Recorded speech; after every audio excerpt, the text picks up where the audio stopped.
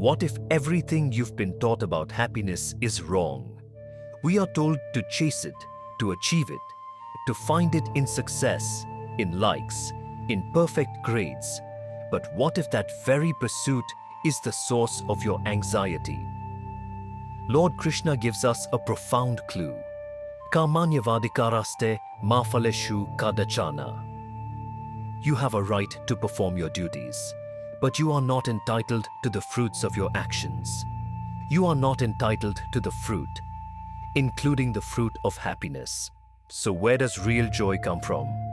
Do you open your books only to find yourself scrolling mindlessly minutes later? You set a goal, achieve it, and feel nothing. The high lasts for a second, and then you're on to the next thing. You're not broken, you're just misaligned. 5,000 years ago, on a battlefield, Krishna revealed a secret to a paralyzed Prince Arjuna. It wasn't a secret about winning a war. It was a secret about winning the war within. The war against a restless mind that constantly chases the next thing. Krishna's teaching is this. Your mind is like this river. On the surface, it's turbulent, chasing results, fearing failure, craving validation. This is the realm of the ego, and happiness found here is fleeting, like trying to hold water in your hands. But beneath the surface, there is a profound stillness, a calm, observant awareness that simply is. This is your true nature, your Atman. And from this place of inner stability, a different quality emerges. Not happiness that depends on outside events, but joy, a deep, abiding sense of peace and contentment that is your birthright.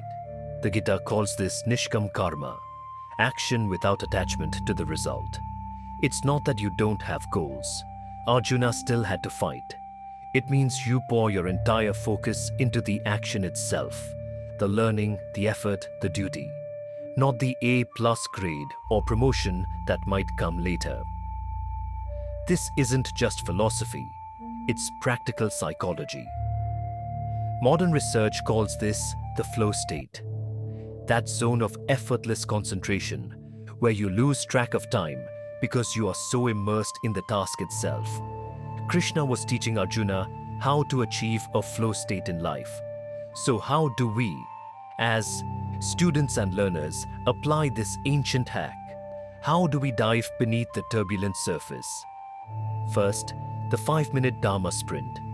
Your Dharma right now is to study, to learn. Your mind will resist. So, don't think about the 3-hour study session. Set a timer for just 5 minutes. Tell yourself, for these 5 minutes, my only duty in this universe is to read this page.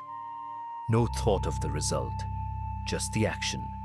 You are tricking your mind into the flow state. Often, once you start, you'll find you want to continue. Second, anchor in the senses. When you feel anxious about an exam result or a deadline, you're lost in the future. Krishna advises us to be yogastha, steadfast in the self. A simple way back is through your senses. Pause. Feel the weight of your body in the chair. Listen to the hum of the computer. Feel the texture of your pen. This isn't avoidance. This is coming home to the present moment, where joy actually resides.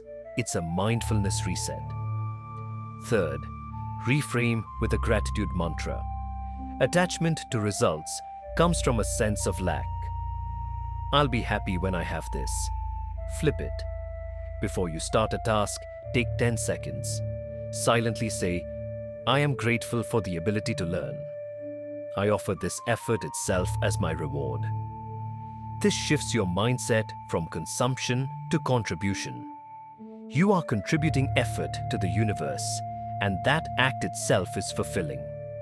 Tonight, before you sleep, I invite you to ask yourself a simple question.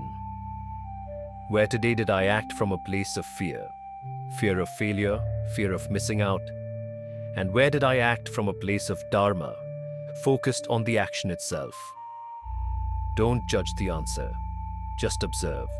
The pursuit of happiness is a treadmill, but joy is the ground beneath your feet. You don't need to chase it. You just need to recognize it's already here. If this reminder brought you a moment of peace, of Shanti, I'd be honored if you'd comment below with that word. It helps others find this path.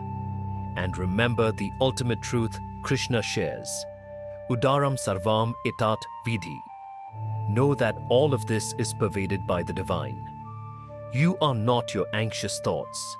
You are the infinite, peaceful awareness behind them.